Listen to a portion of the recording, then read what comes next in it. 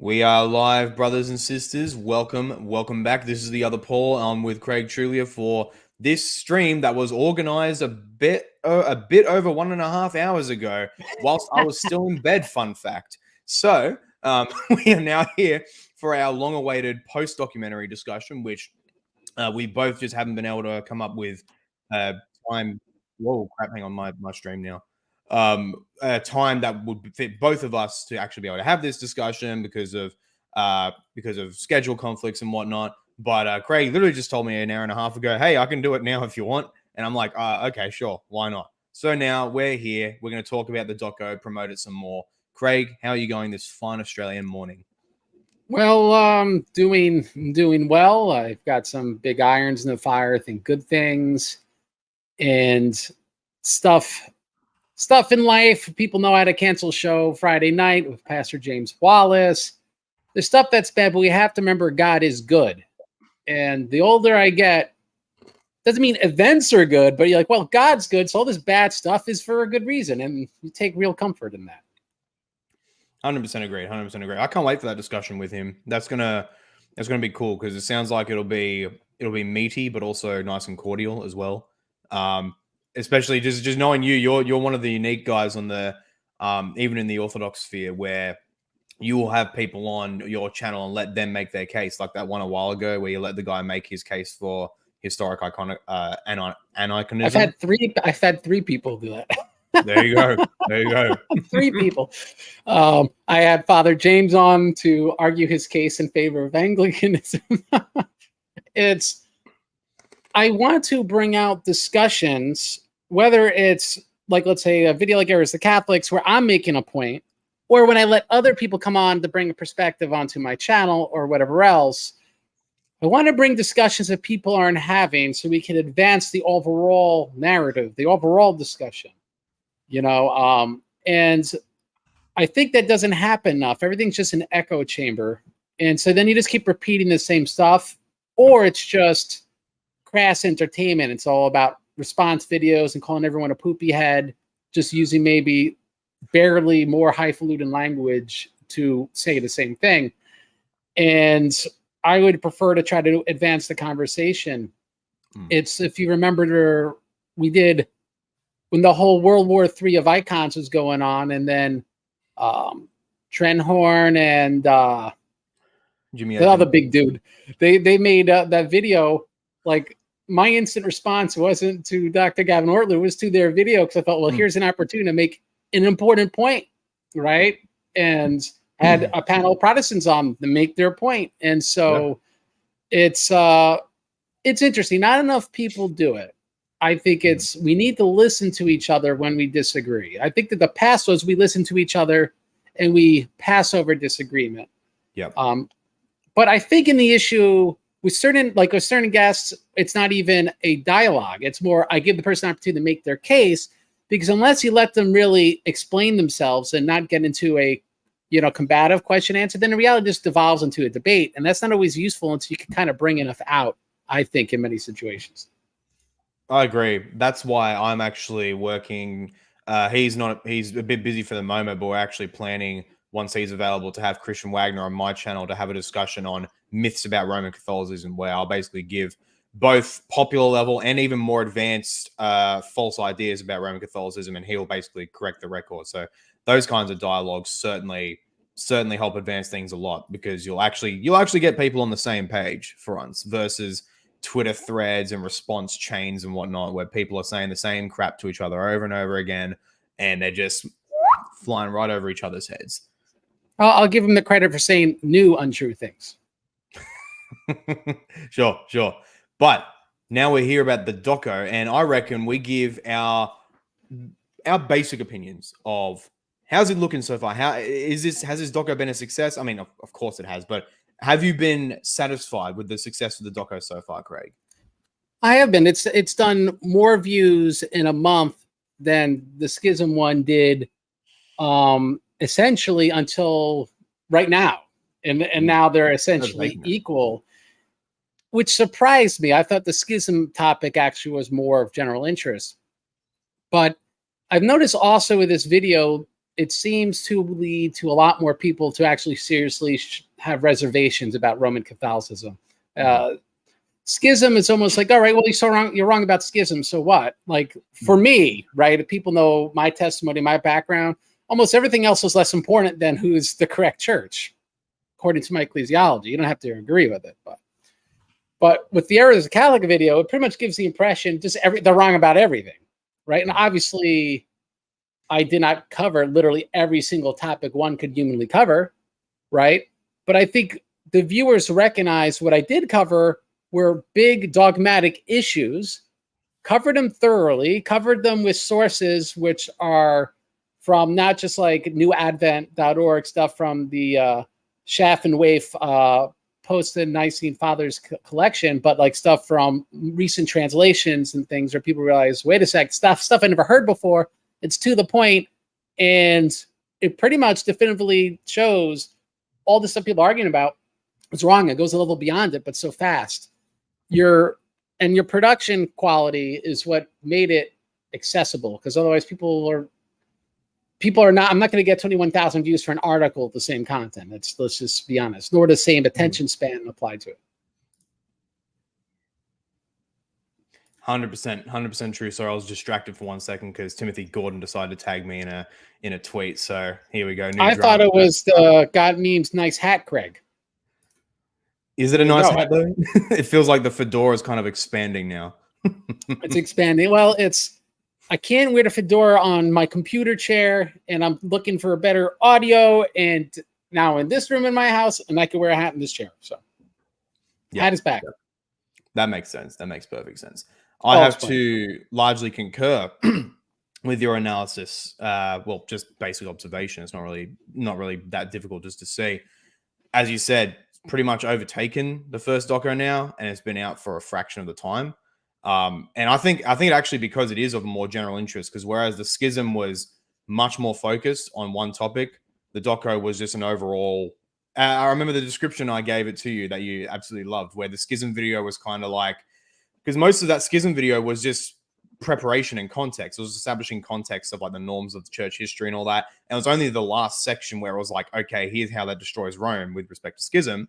So that was more or less akin to a very carefully planned and prepared military invasion of another country with a very precise, fatal precision strike.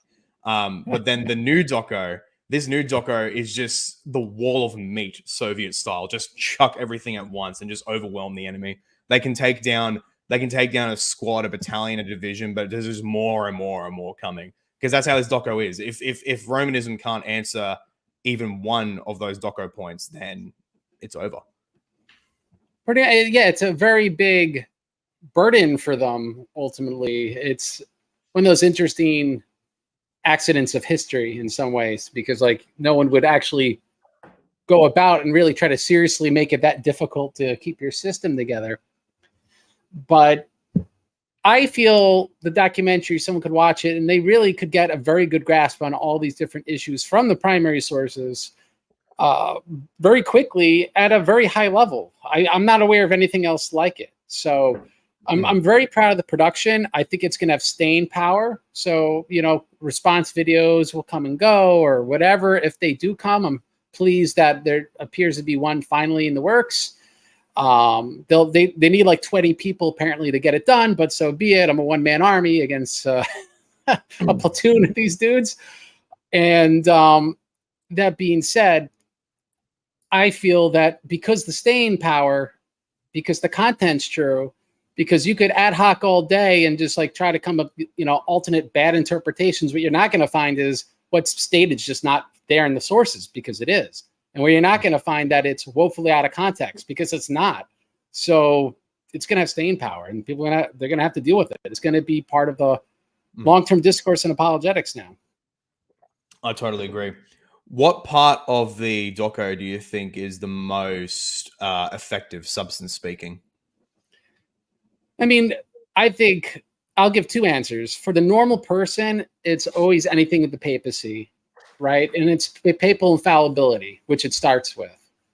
I don't know why, because that's what people fixate on. If papal infallibility is not true, then then at least it opens the door open that of course they'd be wrong about other stuff, right? Like if papal infallibility is true, then it's impossible for them to be wrong about other stuff. Yep.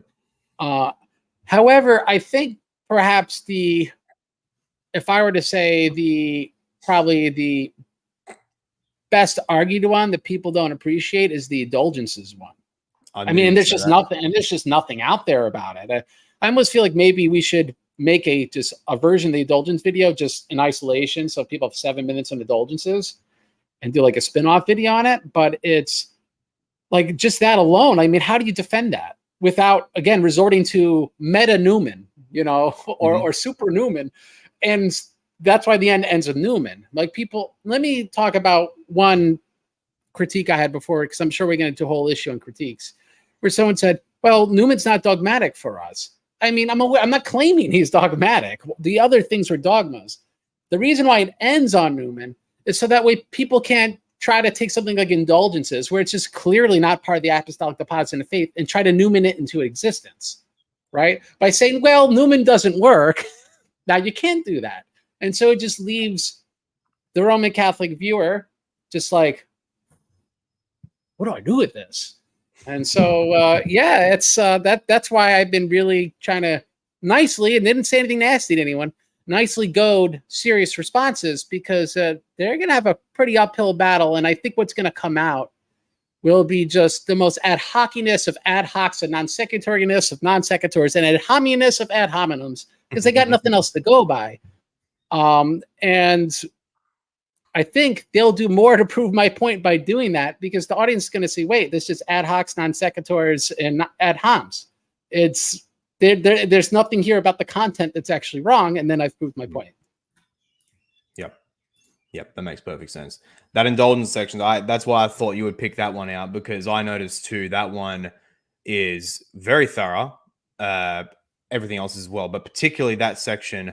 And I very rarely see meaningful discussion on that topic in these circles, let alone with the sources and facts that you appealed to. Like throughout the doco, it was awesome how you pulled up information that is almost never referenced in these common debates, period. And that's why I think the doco, right or wrong in what it says, it is genuinely conducive to like a new stage of these discussions, precisely because you're bringing up sources that are just not in the common discourse, and God willing they now will be, thanks to the doco. But it's especially the indulgences one, it kind of just set the stage for indulgences discussions should people actually want to go and address it, or otherwise just let it stand. They're not going to. I guarantee you, like it's good. The fixation's going to be on Immaculate Conception, and not even because the case is weak, but Immaculate Conception and papal supremacy or papal infallibility, anything papal, because those roads are tread so often. The people are used to the ad hocs for these things, right? So like they'll say something along the lines of, "But didn't you know there was a second set of minutes for Constantinople II, which lacked it, which shows we never received in our tradition that the Pope could be deposed," or some nonsense like that, right? But what they're not going to deal with is like just indulgence, not there, don't exist, not at all, gone, no existence, 1,000 years. Early indulgence, totally different, right? There's just nothing you could do with it. So we're not going to see anything on it, I think. I mean, I'd be interested. The one person I hold out some hope for, and Saley, I'm like the wrong guy because I just rub him the wrong way, would be someone like Eric Ybarra, because he's someone I could see saying, yeah, those indulgences really had no real concrete existence for 1,000 years, right? He's someone who could really owe up to that. But then again, this requires a sort of the larger presuppositions that a thinker like Eric Ybarra would demand that people listening to him would adhere to in order to, even tolerate an argument like that. I forget how many pages, but like in his papacy book, the first 150 pages are literally, how do you read history like Eric Ybarra? I mean, that's not what it's called, obviously, but that's pretty long for a book on about 800 years of history. And the first 150 pages are on methodology.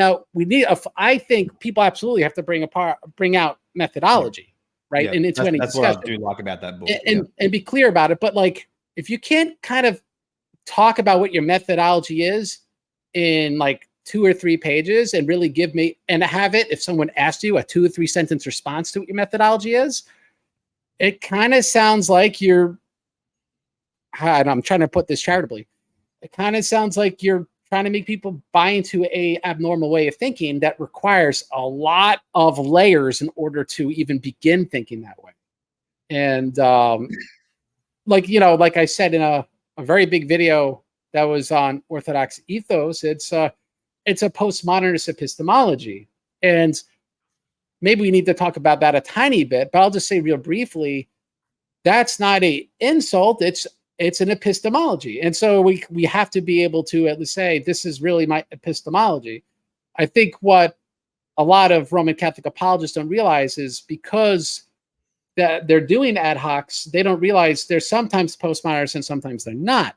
That's why they don't even believe they're postmodernists. It's because it's when it suits them, they become postmodernists. And that's, I think, kind of concerning because just like there's no atheists in foxholes, there's no postmodernists in foxholes. People have a objective view of truth because it's just reality. It's right or it's wrong. For the sake of specificity, I've got the papacy book right here. Chapter 1, historical sources, it goes from pages 1 to 8. Chapter 2, historical methodology, goes from pages 9 to 23 or 30. Chapter 3, epistemological considerations, goes from page 31 to 52. And then primacy in the Orthodox Church, 53 to 70. Primacy in the Catholic Church, 71 to 88. Chapter 6, development of doctrine, 89 to 110. And then it starts with the analysis, starting with the papacy and Holy Scripture. All right. My apologies. 110 pages, not 150.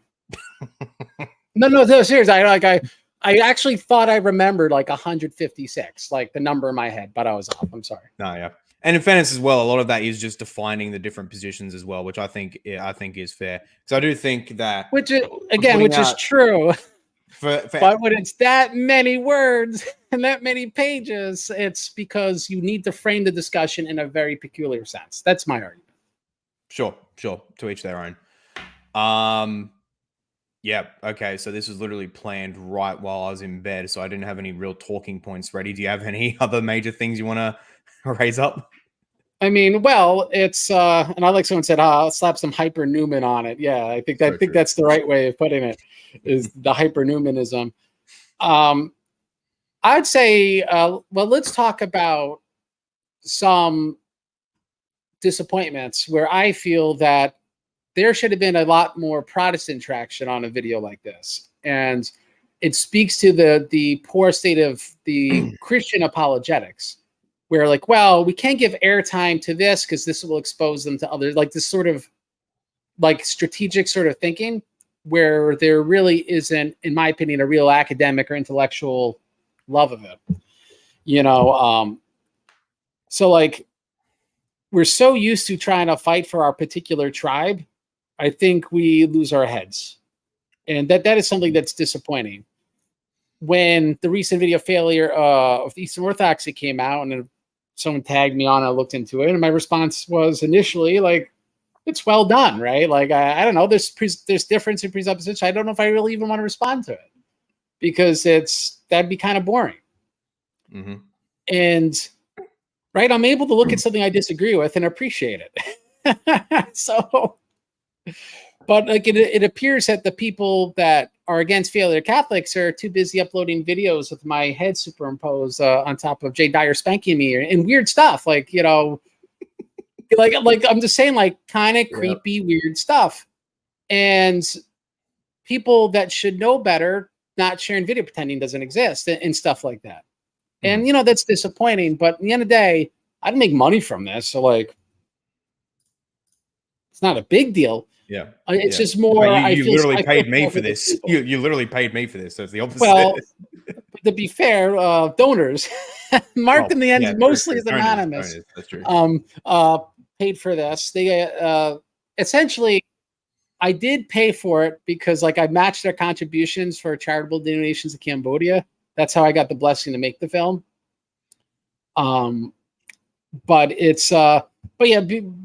Beside all that, though, it's I don't know. I just think it's a good production that people should be able to appreciate, and they should realize there's an honest to goodness case being made. And if there are problems with that case, that's something you could bring up. Or let's say, here's an example. I could see a certain like lower church Protestants taking issue with the indulgences thing, because you have to kind of deal with the fact that in early Judaism, and it appears to be in the New Testament, you do have these sort of I don't like calling this, but kind of, just patronize me a little bit. These anti-sola scriptura glosses, or sola fide rather, glosses on the efficacy of almsgiving, right? And where I like, if I were a sola fide Anglican, for example, I wouldn't see like the fact that there's something efficacious about alms that poses a problem for sola fide, particularly, right? Because even certain low church Protestants like John Piper, who's a Baptist, Reformed Baptist, recognize that, well, yes, there's salvific things about works. They're not the basis of one's right standing before God, but they do something. Yeah, right? exactly. Yeah, 100%. So like it doesn't, like a higher tier Protestant understanding would be able to incorporate that no problem. Mm-hmm. But I'm not sure everyone, one, has that, or two, a lot don't. Is afraid of how it could be misused, and so they just don't want to expose it to the light of day. Yeah. It would be an interesting table to have Protestants on topics of sanctification, the efficacious nature of works, of denying the passions, mortifying the flesh, things that are in the scriptures. I mean, things that are at some level, right? I'm just to put it broadly and very generally, at some level, we all have to say, yes, it's true, because it's in the scriptures pretty plainly, actually. So I guess maybe there's certain aspects like that. But I think more cynically, I think the people that don't support it, if you will notice, are the people that make money doing this. The people not talking about are also the people that make money doing this. And so I think what this video has exposed is what's good business and what's bad business, and what's good apologetics, what's good dialogue, what's good advancing the discussion at hand isn't always good business. And if it's not good business, they don't cover it. It's all about the money for them. I'm not going to be that quick to go to that way. These are Craig's opinions, people. I will not always necessarily agree about the influence of money on certain characters, but that is Craig's opinion. You can be that as it will. I certainly don't deny money can certainly have an influence. I just have money is the root of all kinds of evil. It can be. It absolutely can be. Apologetics Incorporated asks. There we go. There we go. That's Deacon Joseph Swaden. I'd certainly agree with certain respects, possibly like Catholic Answers, for example. That's an entire corporation, So certainly monetary interest. Pretty much every vocational apologist that's not a clergyman, is in it for the money. If they're not literally attached to a church, it's a job. And that doesn't mean, again, let me clarify something here. That doesn't make someone bad. It doesn't make them dishonest. I'm not even saying it makes them dishonest. It makes them, well, I'm not going to do X because it's going to affect how, it's going to affect my ability to pay my bills. Right. So let me take a legitimate thing about a legitimate profession, fixing cars. Yes, you could program your own keys, people that know about key programming and stuff, but it takes so long and needs such expensive specialized software. And you don't want to send person to the guy across the street who's your competition because he could program keys. So you just say, oh, I don't do it. Or just what keys, and you just don't get into it. So there's certain things that people do in business, but it comes out in apologetics. Again, like I'd like to think anyone doing something that's intellectual should be first and foremost an intellectual. And that's where the monetary portion gets in the way of that. And that's disappointing. Yeah, it's understandable, but disappointing. That's why I, even though I do have like a Subscribestar supporting thing, by the way, people support me on Subscribestar down below. You have some very nice benefits if you do so. But that's why I have that. And yeah, I'm always my greatest fear for the longest time. And I don't mean just like a concern I have, something that has legitimately in specific moments, like I actually had an active fear of it. Like I would think about it and I would actually just be psychologically afraid just thinking about it, of being compromised in any respect due to money concerns. which is why I've resolved to have some very serious, very, very serious principles for how I go about this with money. Like for example, I am very much against paywalling a lot of significant content, which is why pretty much everything I output, I intend to output for free. And so that's why, even though one day I do intend to maybe release courses, for example, and to do tutoring, which I technically already have up there for supporters, although I'm trying to work it out to a more fuller thing. The tutoring thing, for example, it's pretty much the benefit of it is just to simply have me to have one-on-one convo and teaching with people. It's not possible to make that generally available. But otherwise, it's the same content that I would release on my channel. And even likewise with courses, it'd be the same stuff I put on my channel, but it's just in a much more compact and fleshed out, systematic thing that people can purchase. Even for books, I actually intend to kind of ditch the modern idea of like such stringent copyright law, because I'm genuinely taking like the red pill on copyright, that it's just basically a modern invention to a large degree. So I actually intend to release my books for free with like a Creative Commons thing or whatever. And I only do that just so that people don't dishonestly take it and then alter it and then pass it off as mine, just to have it there. Like there's an objective copy people can look at. I intend to do that, and then also publish a physical edition. So if people want to support me, they can buy a physical edition as well. And so those are genuine principles I have, which keep me away from the temptation of like cutting corners in order to make money, and yet at the same time, by God's grace, be of good enough quality that people will support me anyway. So those are my own principles and ways of managing the money issue in light of, well, this being a job for me, and God willing, maybe a full-time job.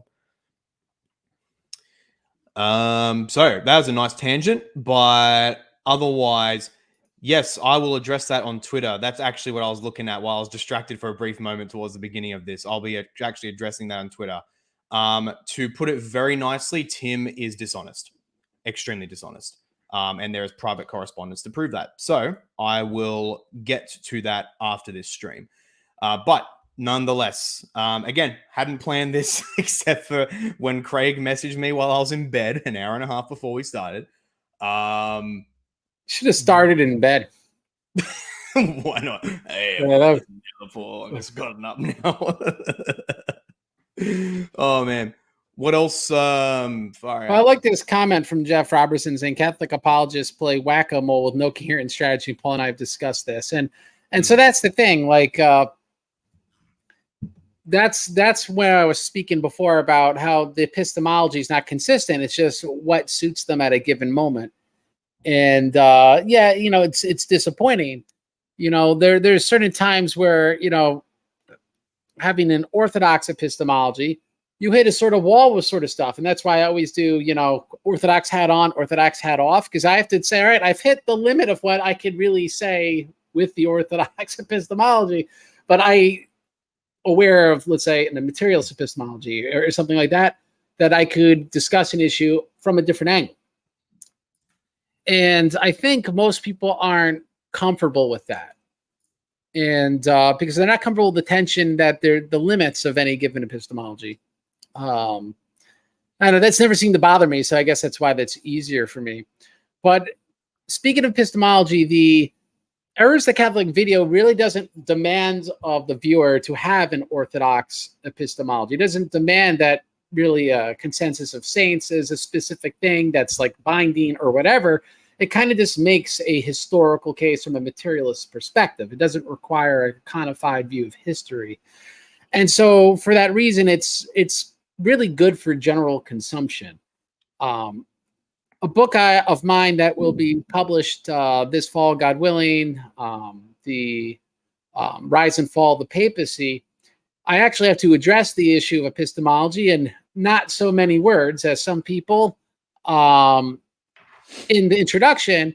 And it's in one sentence where essentially I say this book presumes upon a materialist epistemology where what the primary sources dictate and the probability of, probability of, depending on the amount of sources and where they're from, demanding how we interpret it. It's a materialist approach. All right.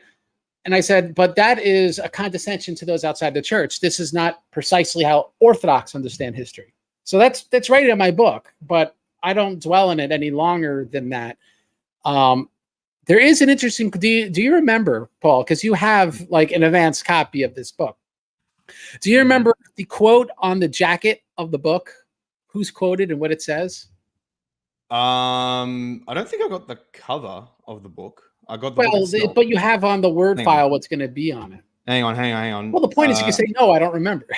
hang on. I'm gonna check anyway. He doesn't remember, guys. He doesn't remember. It's okay. It's so over. No, I'm pulling it up. So this is on the very first page, or essentially it says this. It quotes Pope Gregory the Great, who's a saint. Yeah, believe facts rather than words. Believe facts rather than words. Because in like, I don't know, what's that, 6 words or something, right? In one sentence, in a short one at that, it lays out the epistemic presumption of the book. that is right. I don't need 110 pages. It's in that one sentence, because a very important thing in history is to see how things play out. Not go, well, these words mean this to me. What it means to you is kind of irrelevant. What did it actually mean to people at the time? What they actually do with them, right? And so this is not like, oh, this is some, ad hoc, Craig came up with in a debate years ago, to justify what we do with papal honorifics or something like that. Like, no, I'm quoting a pope saying this is exactly how we should approach documented sources, right? This is not some 21st century spin on how we read sources. I mean, it's called common sense. Mm-hmm. And when we throw common sense to the winds, that's where we have all sorts of problems. Yep. Completely true with all that. Terribly sorry, I'm mildly distracted because of people messaging me about, oh my word, come on. Why did Tim have to tweet now of all times? I'm now distracted from this. Well, no, we'll distract me again, Craig. Redistract me to something else. Well, okay, we'll talk about this, which is some of the content of the responses, and I will apologize in advance to some of the responders that this is me speaking off the cuff without what's quoted in front of me and not intended to definitively address every nuance or even literally what you said. I'm just giving generally, for the sake of the audience, my thoughts on stuff. All right. So meaning no disrespect, even the people that have been disrespectful to me. That's not my intent. I think as Christians, we need to be respectful to people, even if we disagree with them. Now, that being said, like, I had one person give a response where I can't find it very quickly. I've been scrolling, looking for it. But like, he pretty much gave this long response, giving this whole other view of history. But what I really appreciated about it, and maybe this is it, is essentially, I'm looking at sources the wrong way or whatever. But he says, perhaps, it's like, this is probably special pleading. So he responds to this, but he's like, well, but I'm kind of grasping at straws here. And I appreciated that. Because at least he was honest, that he was in responding to the video and saying, you don't have to, look at the things you're looking at the way that you do. He admitted special pleading. Mm-hmm. And I'd say if you're a faithful Roman Catholic and the Pope has to be infallible no matter what, then why wouldn't special pleading be okay? Right? It'd be like, well, but this is the basis of my faith, so special pleading is okay. If it's possible somehow, it's got to be the case. Well, I think to those who aren't dogmatically going to adhere to that would say, well, no, I'd want to go with what's most probably the case, not with what's possibly the case, right? Yeah. So a response like, well, our tradition believed this, even if every other tradition didn't. Well, you're already kind of saying, well, the fact that your view is the dogmatic view of the apostles is already not the most probable. So just making it possible doesn't prove your case, not to a normal person, not to someone who wants to believe, otherwise they must want to believe it already from the onset, right? Mm. So there's that response. There is a response which I didn't, with all due respect, because it was intended with such earnestness on the issue of Newman on 2 points. One I already addressed, which is, well, he's not dogmatic for us. And we already addressed, well, that's really kind of irrelevant. The point is, we don't want people to hyper Newman anything as a way of addressing any of the content of the video. The other response was originally, just to make clear, well, Aquinas, he knew he was using forgeries but he meant to draw out a proper point from these forgeries. And this was a very peculiar sort of argument and very peculiar thing to accuse Aquinas of. But if you read Aquinas very plainly, he says these statements from certain fathers appear wrong, but we have to understand that language changes over time, and conceptually they're actually correct. But I said, this is Aquinas, me speaking like as Aquinas, but I have left the quotations which most clearly demonstrate our case, leaving the others aside, right? So the clear presumption of Aquinas was a correct view of doctrinal development, that there's clarification of language, right? This exists in Orthodoxy. St. Justin Popovich talks about it. Dimitri Staniloy talks about it. It's just basic reality. The term hypostasis changed ecumenical meaning from Nicaea to Chalcedon, right? So, and Ephesus. So it's, concepts are what's important, not specifically, very narrow meanings of words and how they might sound without looking at what conceptually is being conveyed. Rather, again, believe facts rather than words, right? Not just strictly words. So a clear enough idea, but clearly Aquinas was presuming upon these things, even if they sound wrong, were accurate, interpreted rightly. That was Aquinas' presumption, because again, he didn't think there were forgeries. That was the point of the statement. And so this was clear enough. I brought this up, and then it just shifted some whole other thing and ad hominems and all sorts of very disappointing, sad things. But it shows you, like, this is all I've seen out there. There was this other stuff, like trying to find stuff from, forget the historian, like Socrates or whomever, the church historian, Theodoret or whatever. And it's like, oh, look, it said, like, I'm just going to make a point, something like Rome settled the issue. So that must mean from that one phrase in isolation, you had a papal ecclesiology. And so Craig must be portraying everything from this historical source wrong. But like from the same source, I remember both of us had a kind of good laugh, like, and it talked about how the Eastern bishops essentially did the same thing and had condemned the Pope. So, right, you can't just have like, oh, well, the Pope condemned someone. That means the writer believed that the Pope had the final say, because you just continue reading to the next chapter. It says the other bishops did that. And clearly, just so people know, historically, those other bishops are considered wrong. They were the Arians.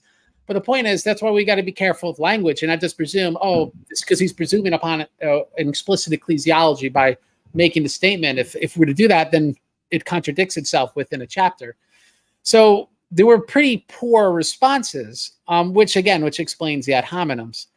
However, that is not to say at least better ad hocs and stuff could be made. When I have the time, Catholic Craig will respond to errors of the Catholics, and Catholic Craig will have the best response video. So he will take down errors of the Catholics, and it will freak people out, because I will say things that sound true, but it's not my actual interpretation of the sources. So there will be a good Roman Catholic response. Don't you worry, it will come. Yeah. Great stuff. Now, I'm glad you brought up some of those try to attempts to get around the inconvenient historical evidence, because that reminds me of a key moment in my Pine Sap debate, and one particular reason why I'm quite proud of that debate is because it's shown that I'm sufficiently in the trenches in these discussions enough that I can anticipate almost every reply insofar as I have the data that it pertains to. And one of the replies that I anticipated in my notes, like anticipated objections, was in response to the Fifth Ecumenical Council, the condemnation of Vigilius, where, oh, look, they basically anathematized Vigilius, the Pope of Rome himself. That's completely incompatible with the Pope of Rome being the principle of unity. And I anticipated the response that the same passage says that the bishops want to remain communion with the Apostolic See. And so they're still having Rome as the principle of unity. And in an anticipated response to that, I had picked up, I had this for a while, but this absolute underrated gem, The Gift of Infallibility, which is the translation of Bishop Vincent Ferragassi's Relatio to the First Vatican Council, and was accepted by the Council authoritatively as the official interpretation of the Vatican I decrees. And so what it says in here is of actual authoritative weight in Rome. It was even cited in the Second Vatican Council multiple times in the section pertaining to the magisterium. It's that authoritative. And so I had a quote ready on that on how Bishop Gasser basically equates the Roman See with the person of the Pope and the office of the Pope. And so you cannot have, like, in his own words, you cannot have a divorce between union with the See of Rome, but then also no union with the Pope of Rome himself. And sure enough, Pinesap, he actually raised that exact objection. Oh, well, they still trying to maintain unity with the See of Rome. And so you might have seen it, because multiple times in that debate, I get a little cheeky grin when I hear an anticipated objection. And so when he brought that up in my reply, I said, well, actually, if you look at Bishop Gasser's statements here, there is a one-to-one correspondence between the See of Rome and the Pope of Rome. So you can't be in communion with the See of Rome without also being in communion with the Pope of Rome. And yet here we have Vigilius being kicked out. So that just does not work on a Roman theory of ecclesiology. And I think that proof text would be, it already strong enough just on the surface, right? You have a pope that's deposed, right? But it's stronger if you understand the consistency of what occurred, right? How patriarchal depositions work. They require the assent of the patriarchs. And there's been quite a few of these. And if you know in detail by reading the sources how they play out, it's like you just watch the same thing happen to Vigilius, pretty much. And so it's not like it's a rare occurrence or even an unknown procedure. And so when you realize, wait a second, this is an established procedure and they followed it, it kind of leaves no doubt to what actually occurred. Now, I have struggled pondering in my mind, well, then why didn't they just not summon him the third time and have him deposed that way? And I think I've come to the realization that it had to do with politics, that the idea was, well, if they deposed him over heresy, which is essentially what they did, then... And it's just in historiography, it's called an imperial deposition, but it was adhered to the church on the basis of him being a heretic. Mm-hmm. Now, if you depose someone, but it's because they refuse to be summoned, they can't be brought. There's like no way to repent being summoned, right? Like you're automatically deposed after not being summoned. So pretty much you're out for good. While if you're deposed for being a heretic, you just could repent of the heresy and then everything's fixed. And so it kind of shows, well, that's why they did it that way. Because what actually happens in real life, right? Vigilius recanted, he was restored, and they really didn't need the deposition anymore. They got the council accepted. So it explains the details without like having to presume upon anything. The procedure's intact. It presumes they weren't stupid, why they went it, because they could have easily summoned him a third time. And they just deposed him exactly how Vigilius' predecessor was deposed with an imperial deposition. Though the one before Vigilius was a completely unjust deposition. Vigilius, at least, there was a basis on paper for deposing him, just so people are aware. Yep. Okay. What about? What do you think of their? What do you predict? Because there is that panel coming up that we discussed a little earlier, and their response. What do you predict they may say about the Immaculate Conception and the patristic test? Because that one was particularly heavy with patristic testimonies. Multiple slides of just of like this guy said that these guys all said that Mary was purified at the Annunciation, or that she had this kind of sin, or what have you. How do you think they may respond to that? I mean, not well, and anyone who actually reads and understands what they're reading would take seriously what they say. Depends who they let talk. Because sometimes people will read the same passage and they'll come up with the exact opposite interpretation against the clear verbiage of what's being stated. And you just have to just throw your hands and you're like, how's this even possible? And so like in my response to the response, I would just simply read the source and be like, you can't seriously posit that the source isn't saying what it's saying.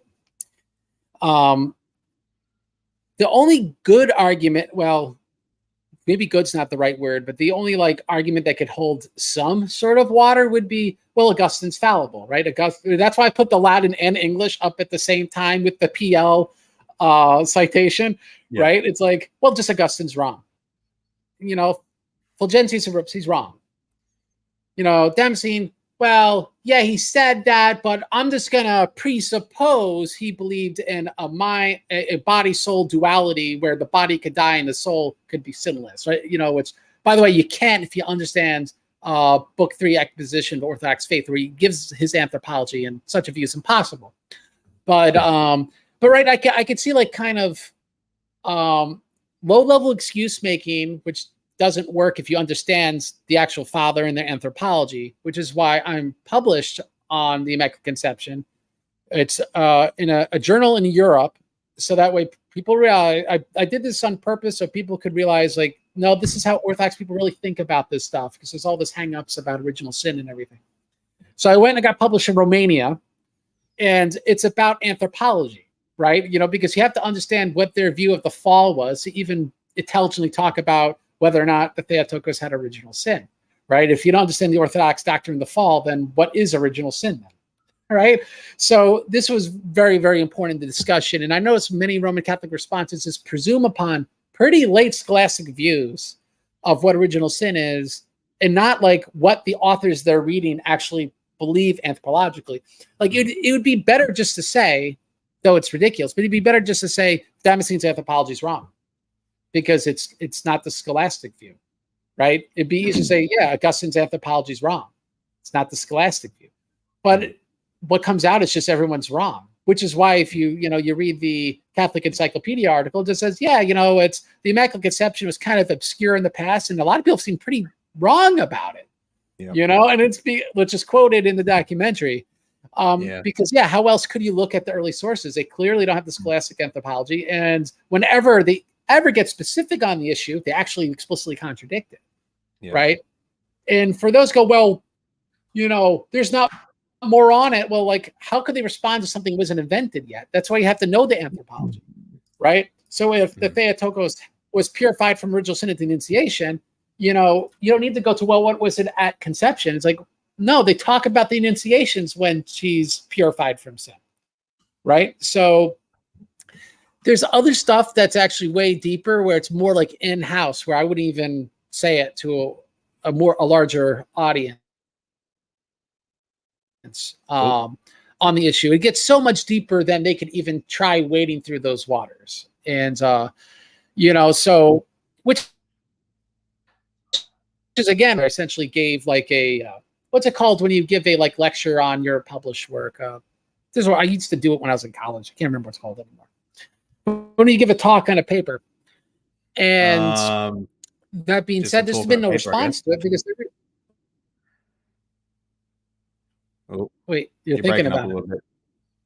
No. There's a real word for it in an academic setting when you give this sort of lecture on something published. There's a term for it, and there's sometimes they're actually cited, like when there's certain academic conferences. I forget the name at the moment.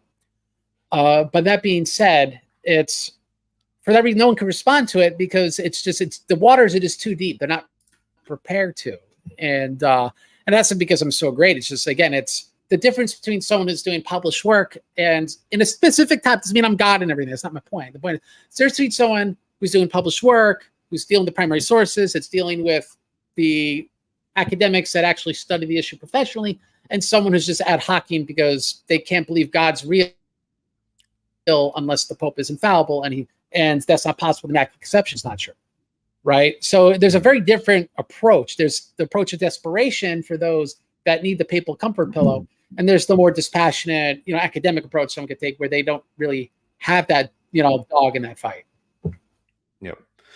Yep. So unfortunately, it does seem that the patristic faith required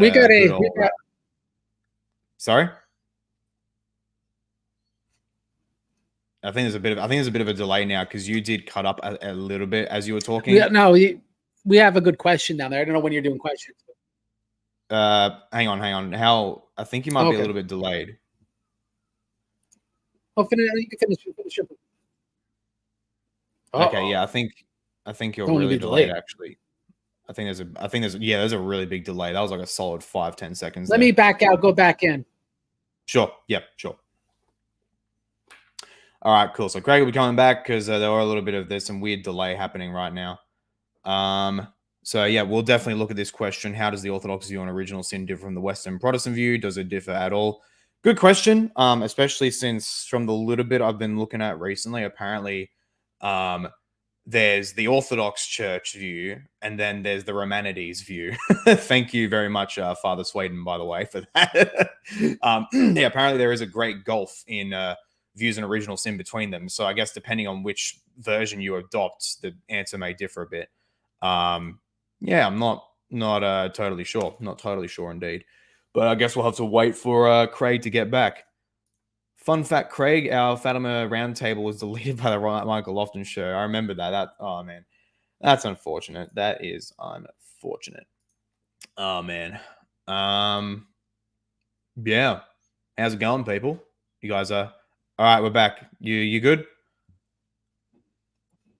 I think you may be lagging up. From my perspective, you're lagging up. Postmodernism confirmed? Well, you're in Australia. It's your fault. Yeah, rightio, mate. Well, rightio. Here's anyhow. So here's the question. Let's address this question. How does the Orthodox view on original sin differ from the Western Protestant view? Does it differ at all? I think it differs. Well, I think you'd be the first to say there is no singular Protestant view, and so that's kind of different. This belief in inherited guilt, and pretty much most of the Christian world rejects that, including Orthodoxy. But Orthodox have this view that everyone believes in inherited guilt and they're all wrong, and that original sin is the belief in.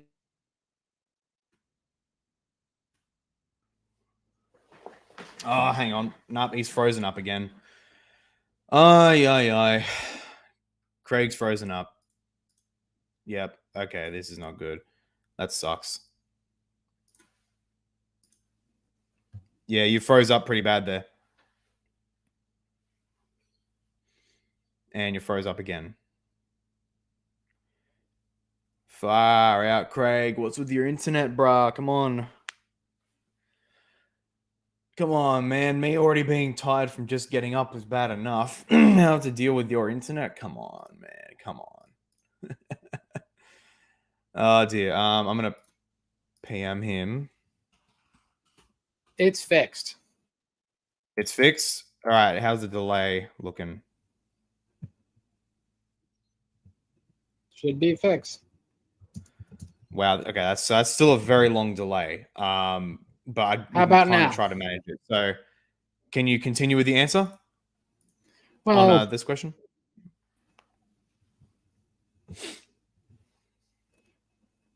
Well, long story short, in Orthodoxy, the fall is moral, and because there was the desire not to do God's will, and will proceeds from essence, and energy proceeds from essence, this cuts man off from the energies of God, which means that man corrupts and dies.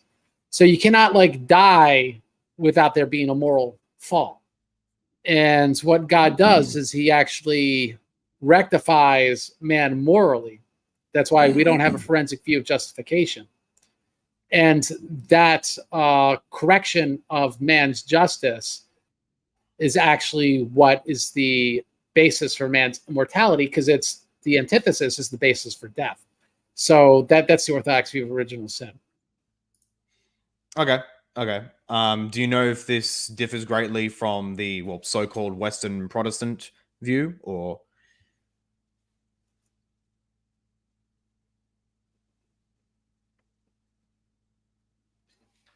I don't think there's a singular Western Protestant view. The Reformed view believes inherited guilt, which is clearly different because, right, you just die just because. And I think, sadly, a lot of people just think you just die just because. And that's not correct.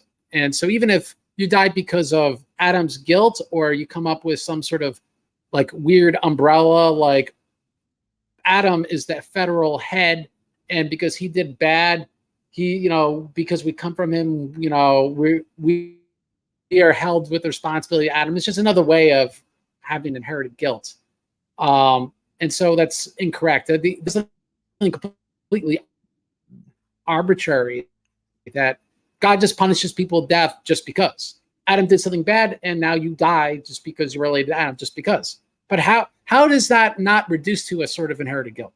Ultimately, I know it's not like he's punishing you for doing this in Adam did in the garden, but if you die because death is now a condition that's unavoidable because what he did in the garden and has nothing to do with your moral state, then it is original guilt, and so Orthodoxy would reject that. Fair enough. Fair enough.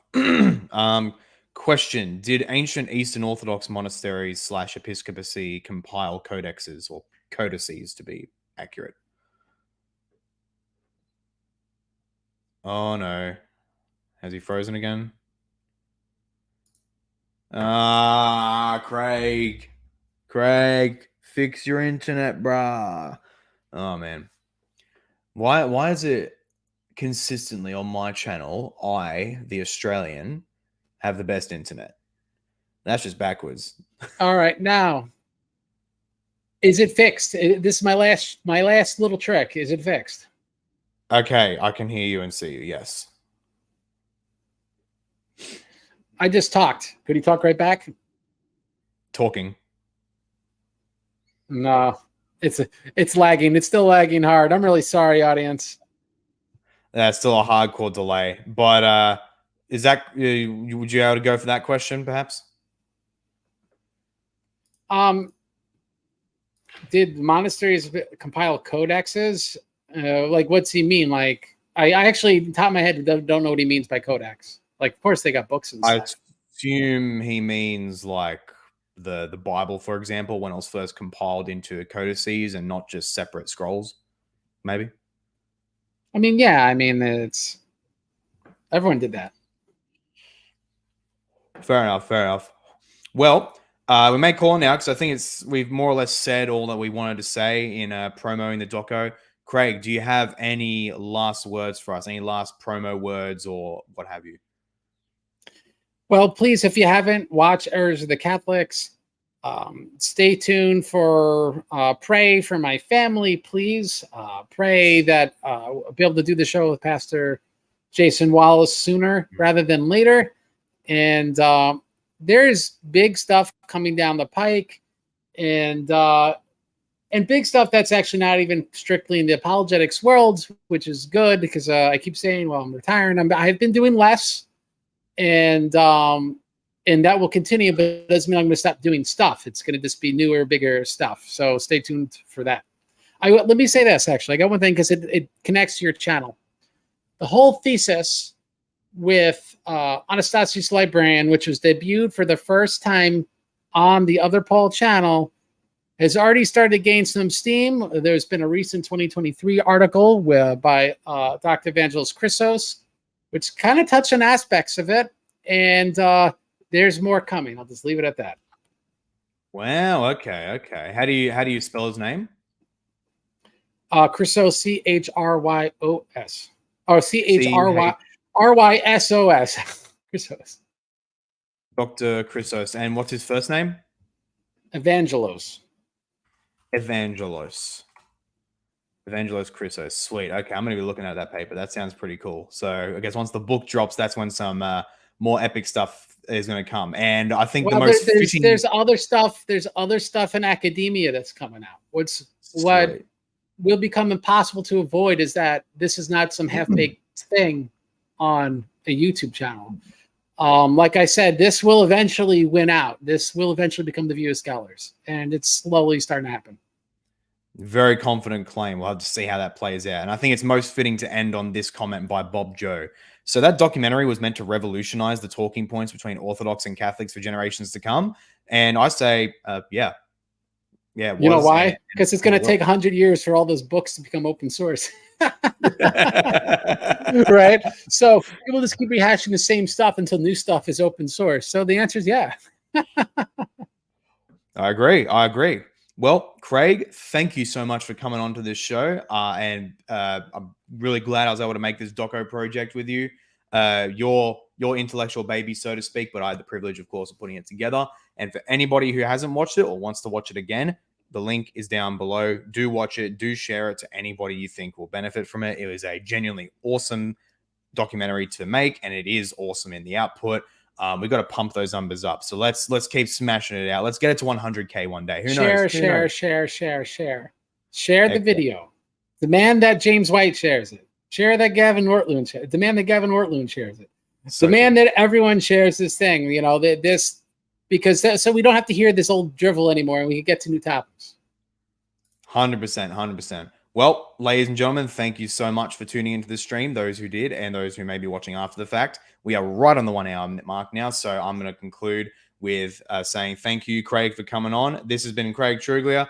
This is the other Paul, and as the Wisdom of Sirach says, fight to the death for the truth, and the Lord God will fight for you. Stay safe. Have a good one, boys and girls. God bless.